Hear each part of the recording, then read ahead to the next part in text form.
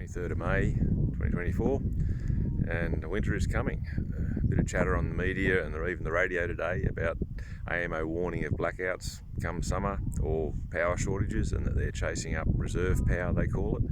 In their documentation they call it frequency control ancillary services, and it's always been in there. And there's a separate market where they pay more for generators that can switch on at short notice to prop up the wind and the solar, because obviously that doesn't work all the time, and you need something in the background that will always be there. And so gas or even diesel generators are used, like in South Australia, to prop up the system because the sun sets and the wind stops blowing. Twiggy Forest has got approval for a gas plant at Dubbo. There's already one down at Quinty near Wagga. It's been there for a while.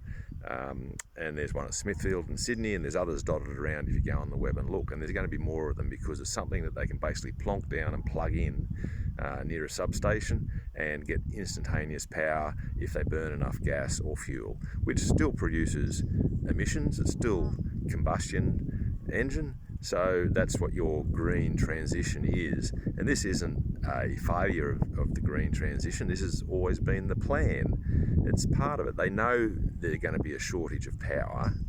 That's engineered into their plans, and that you'll have to use these generators to back it up. And just like Aidan at CIS says, the ISP doesn't take into account homeowners installing batteries or businesses installing batteries.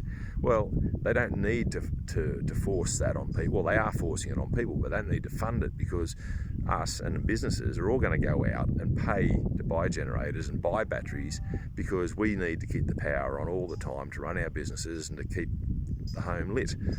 So people are going to have the least worst option of going out and buying their own kit to keep the lights on. So you'll pay once to keep the grid and the corporations working, and then you'll pay again out of your own pocket a separate time to prop up the system on behalf of the Twiggies of the world.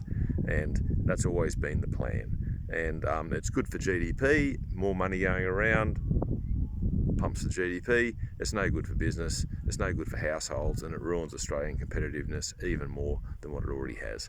So don't blame us for the transition being slowed. It was always part of the plan. There's no way we were ever going to get reliable power out of this plan, and we aren't going to. We're all going to suffer and bear the brunt of it. But until we're in the cold and in the dark, these idiots won't change direction, and even then I doubt it. So hang in there, and we'll see what happens next.